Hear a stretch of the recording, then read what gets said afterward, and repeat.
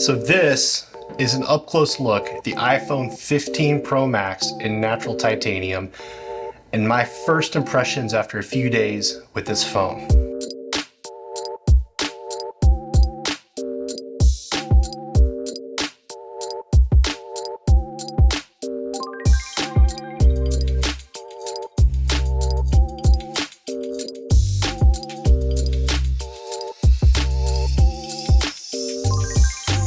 So immediately out of the box, I noticed two things. First off, this phone is noticeably lighter. And second, the edges of this phone, it just feels thinner in your hand.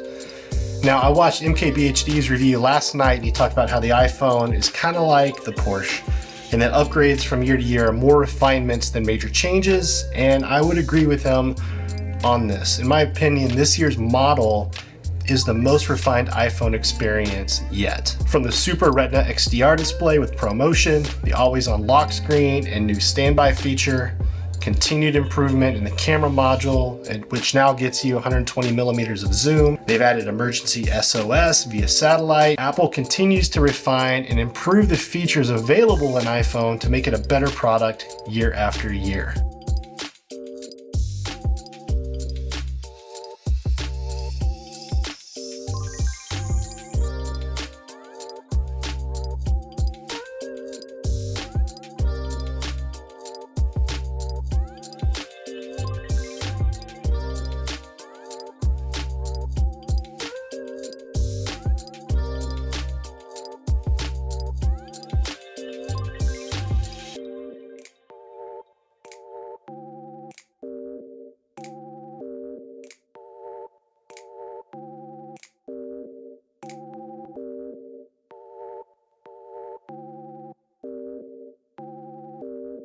Hey, while I know I'm sounding like a big Apple fanboy, and while the spec bumps and new features are nice, what I want to focus on in this video is the build quality to give you an up-close look at the phone.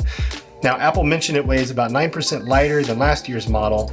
While that's not a large number, out of the box, I did immediately notice the difference. This phone definitely feels lighter and thinner. And let's be honest, look at the iPhone 14 Pro Max here as well. This phone was a brick. It was heavy, and it had sharp edges that created hot spots in your hand. This year, they've slightly rounded the edges along the sides, which just makes it gives you a better feel in the hand. The other thing I've noticed as you look at the phone is the back of the natural titanium version of iPhone is much darker than what I've seen in most videos. So I've really colored this video to try to make it look as real as possible, as close to realistic as possible. The titanium along the edges of the phone is definitely not polished.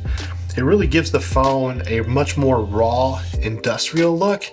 I really like how the natural titanium colorway looks. The back glass also feels a little more rough and textured, although the difference isn't much from last year, but if you hear that, there is a little bit of texture happening on the back of the phone. Now, the bezel between the front screen and the titanium on the sides is less than on last year's model, but to be honest, the difference isn't that dramatic.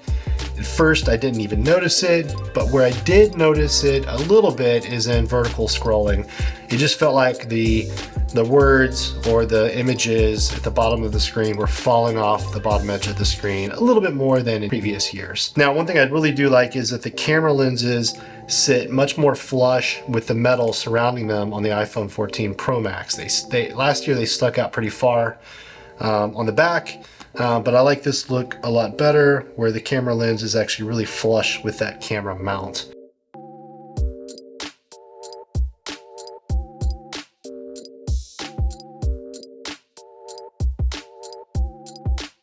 Also, they've definitely done something with the haptics on the back of the phone. They're much stronger. When you type or you tap on something, you definitely feel it a lot more. One last note, last year I went with deep purple, which is a change from the previous 2 years where I went with the gold colorway. I loved the gold iPhone, and to be honest, I did not like the deep purple. Because of that, I'm gonna steer away from the blue. I definitely recommend that you look at natural titanium.